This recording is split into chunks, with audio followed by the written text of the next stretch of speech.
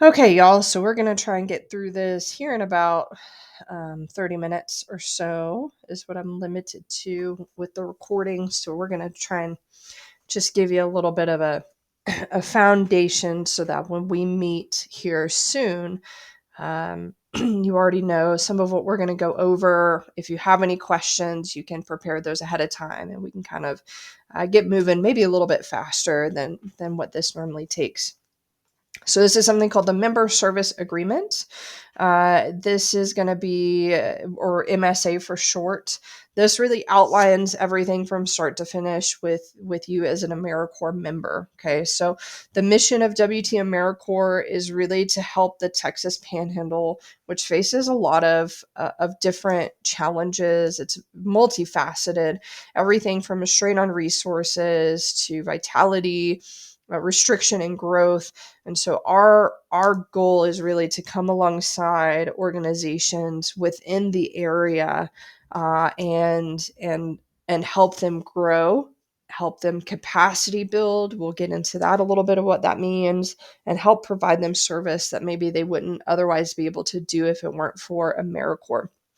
We're not going to go over position description because that's specific and individualized to each person.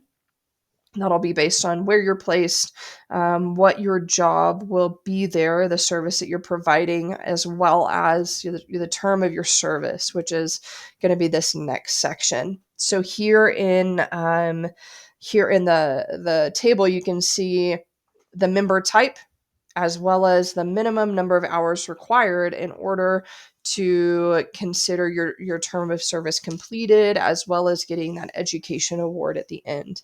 So for full-time members, this is essentially like having a full-time job, right? So that would be about 40 hours a week. And so over the course of their service, they're looking at needing to serve about 1,700 hours. We have everywhere from it down to abbreviated time, which is just 100 hours over the course of your service.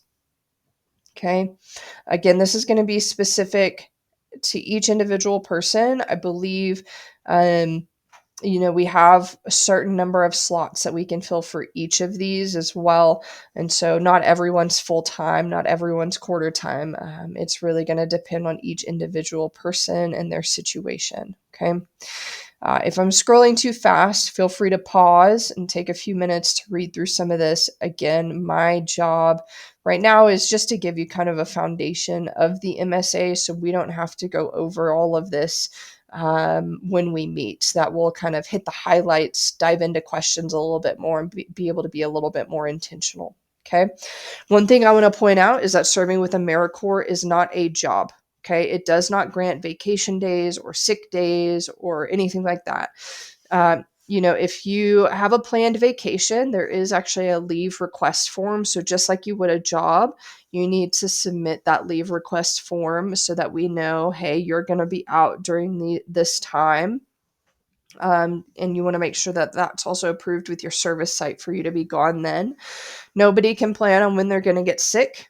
That's totally understandable. But just know if you're sick or you take vacation time, those hours that you were scheduled to serve, you still need to make those up. So it's not like, for myself, if I end up sick one day, I can take a day off.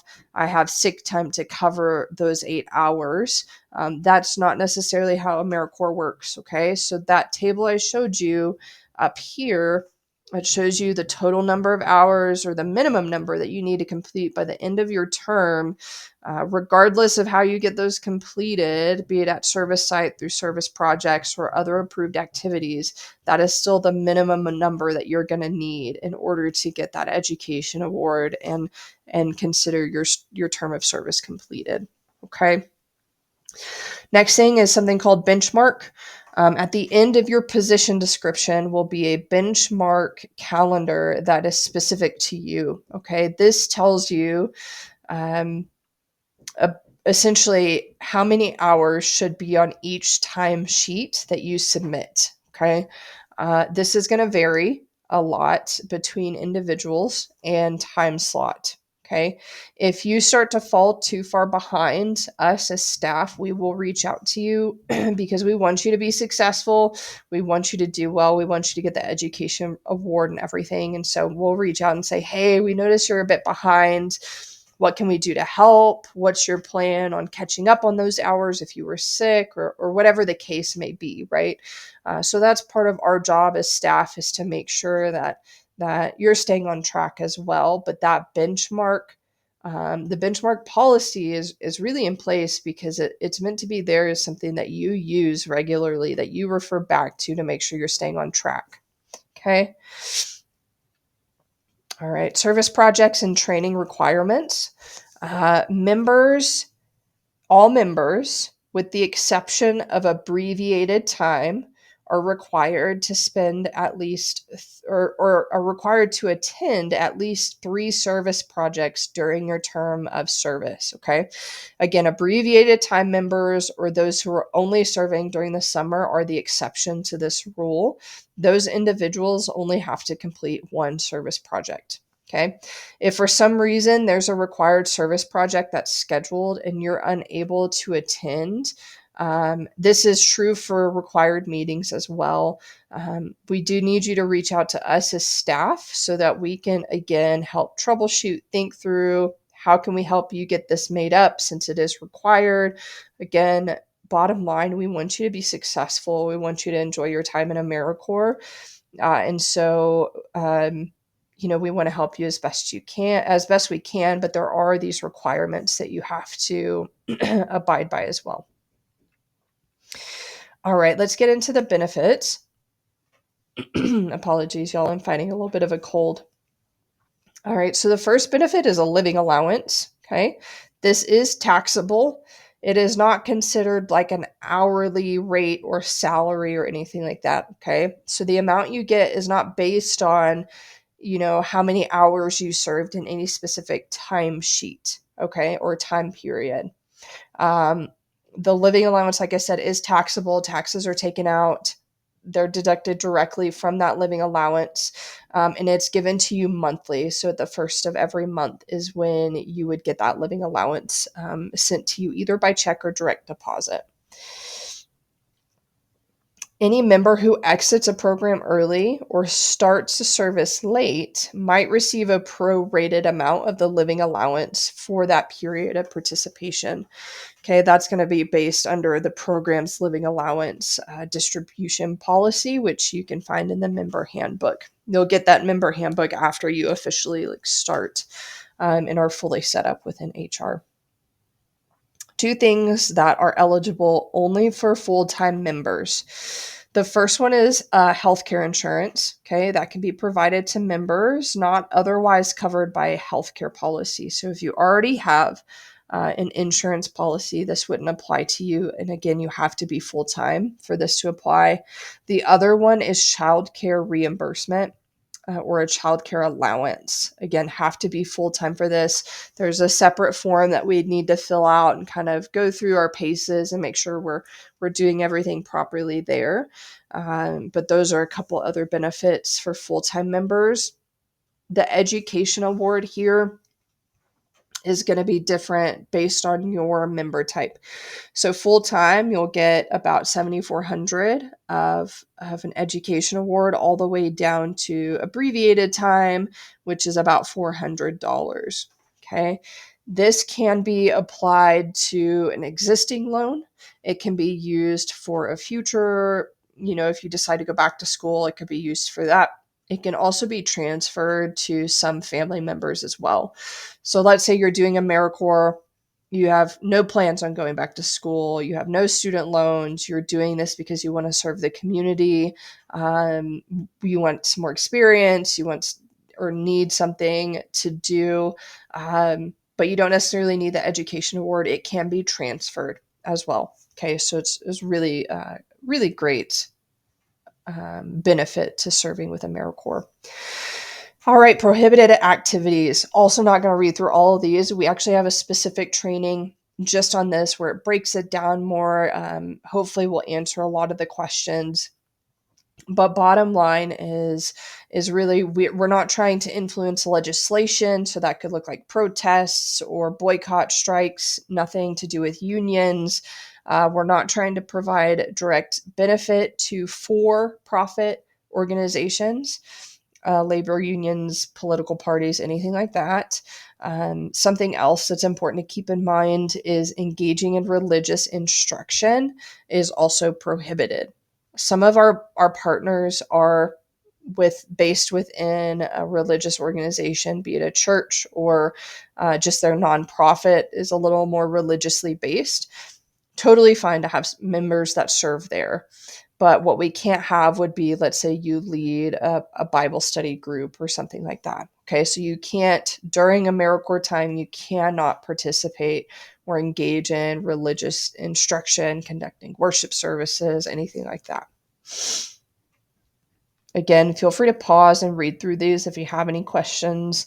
We will have a more in-depth training that you'll go through within generally those first like 3 or 4-ish weeks that you're an AmeriCorps member. One thing I do want to mention within this is voting.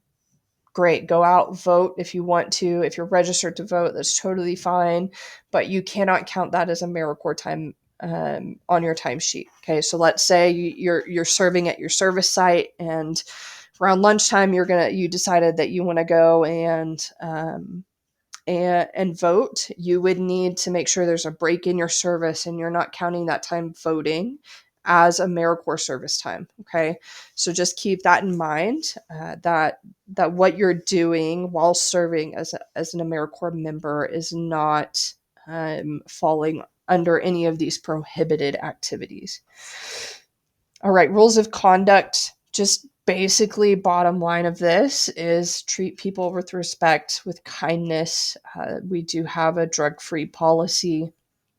And another one is make sure that you wear some sort of AmeriCorps logo or gear during all of your AmeriCorps service hours. So if this is a service project or you're serving at your regular site, you need to make sure that you have on some sort of AmeriCorps gear. Okay, that's extremely important.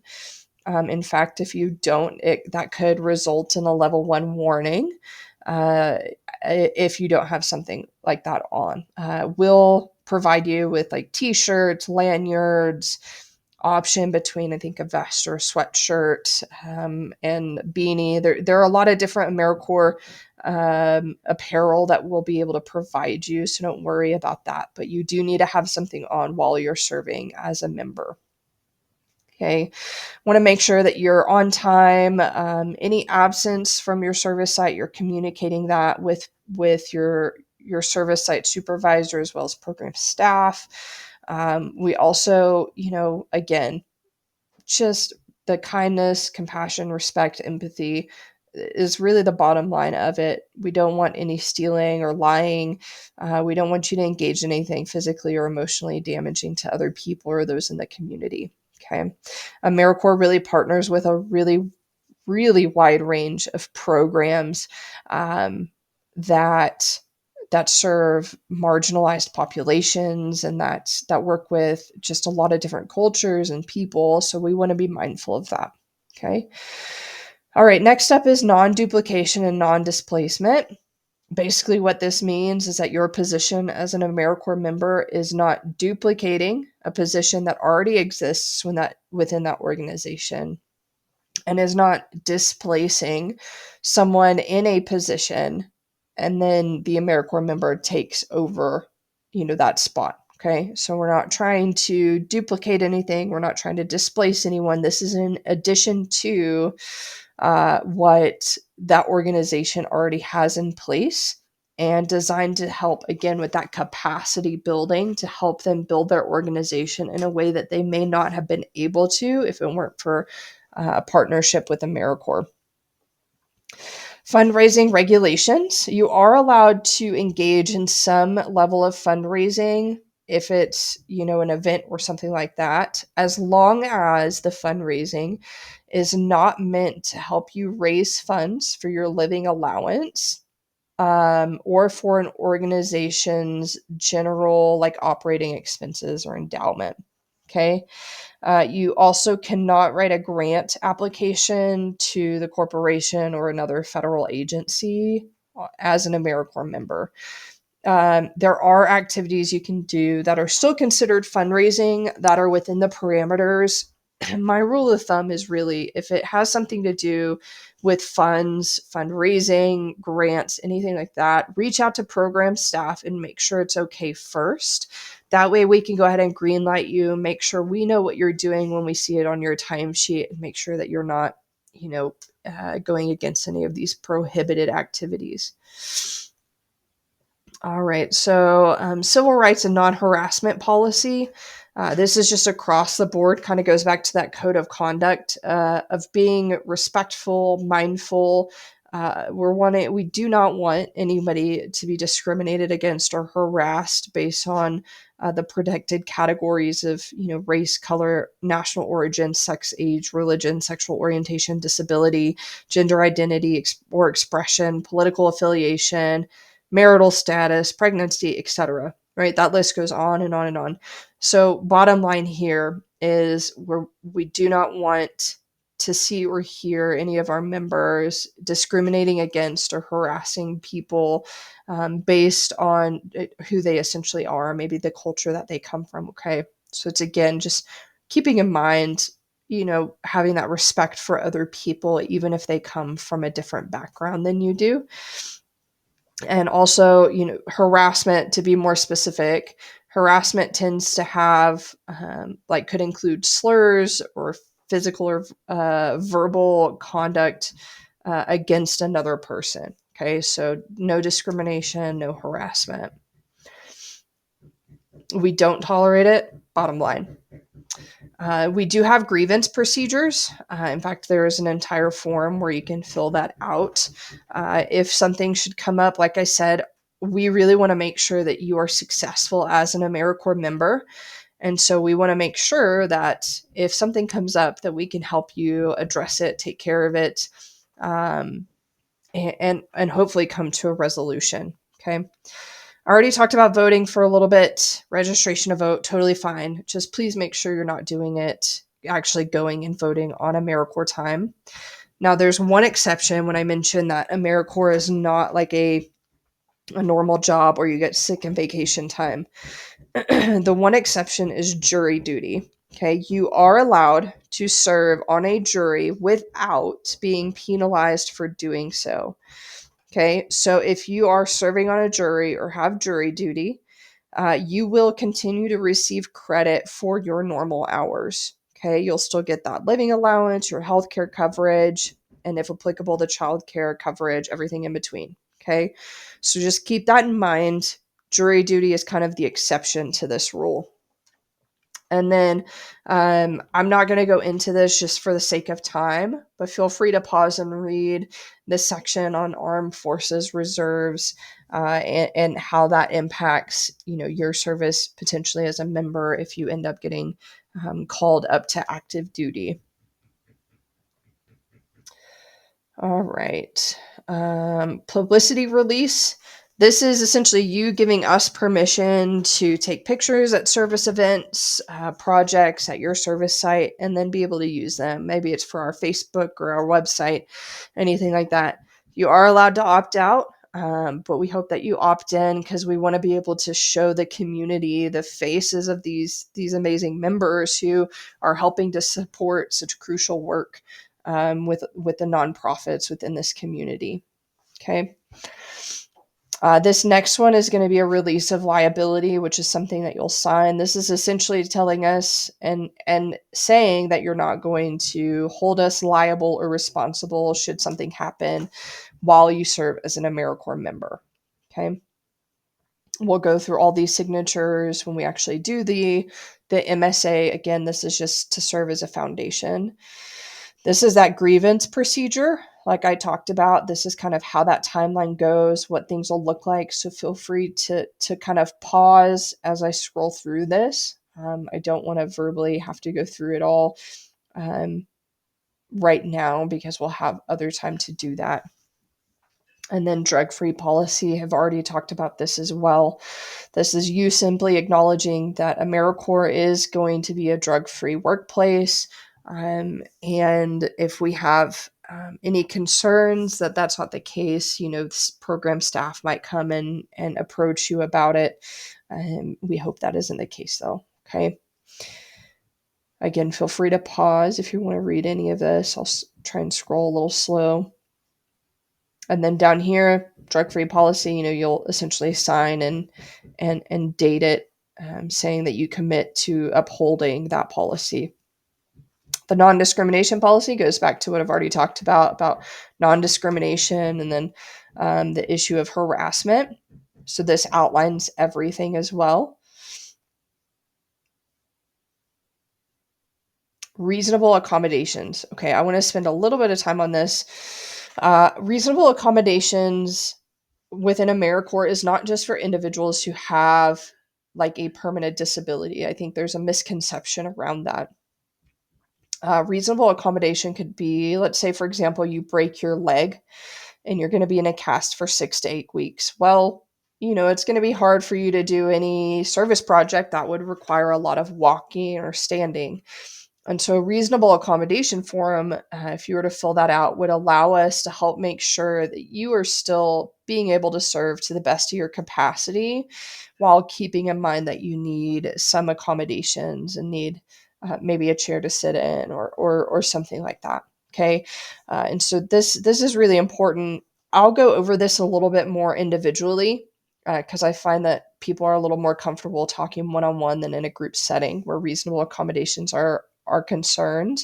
But I want you all to be really aware that this is something that that does exist. And as I've said multiple times before, we want you to be successful as an AmeriCorps member. If you need an accommodation to help make sure that happens, to help make sure you're successful, then we want to do everything we can as staff to support you in that. Okay. So this is where you would also sign and date. This is what that reasonable accommodation form looks like. This would go back to our assistant director. Her name is Laura Seals. And she'd kind of be the one that would oversee making sure these accommodations get put in place, and that staff are aware of what you need so that we can best support you. Okay. All right. So this is just rules of conduct, disciplinary procedures, and codes. We've really already gone through a lot of this. There are disciplinary actions that we can take. I'm going to scroll down to our table because it's a little easier to read there. We have level 1 to level 4 violations. A level 1 could just be tardiness, failure to wear appropriate clothing. Level 4 are the more severe ones. For example, if you were to be arrested or convicted, you need to notify us within 5 days of that happening. If you don't, you could end up with a level 4 violation. Level 2 could be no-shows, unexcused absences, being argumentative, disrespectful, timesheet being submitted 2 weeks or after due date. Level 3 violations is timesheet submitted 3 or more weeks past the due date, or consistently submitting timesheets late. Okay. And then inappropriate socializing outside of the professional environment. AmeriCorps, it's really easy for friendships to develop, and that's perfectly fine. We just want to make sure that it remains a professional environment as well. Breaching confidentiality could be another level 3 violation too, and want to make sure that we reduce that happening. All right. So release from AmeriCorps' term of service. There are 2 ways really to get released. One would be released for cause. So school, like you're going back to school, you're leaving the program to enroll, you get a new job, so you obtain new employment, you leave because of dissatisfaction with the program. All of these things are included in that. But then there are compelling personal circumstances, and these are circumstances that are outside your control as an AmeriCorps member. Okay.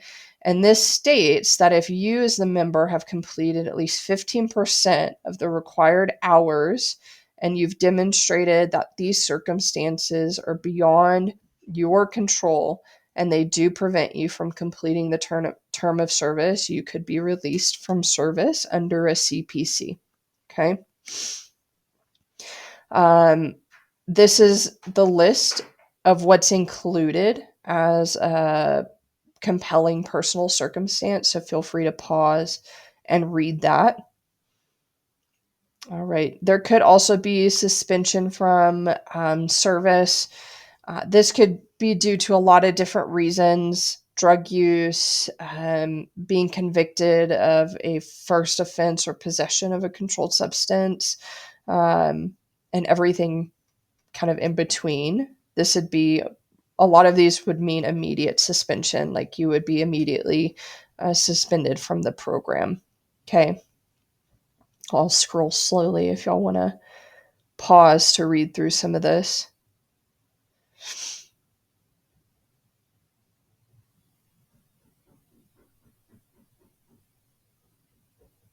All right. Well, that is the end of the MSA. We'll go over that a little bit more in depth, like I said, when we meet, but wanted to go ahead and give you this foundation. So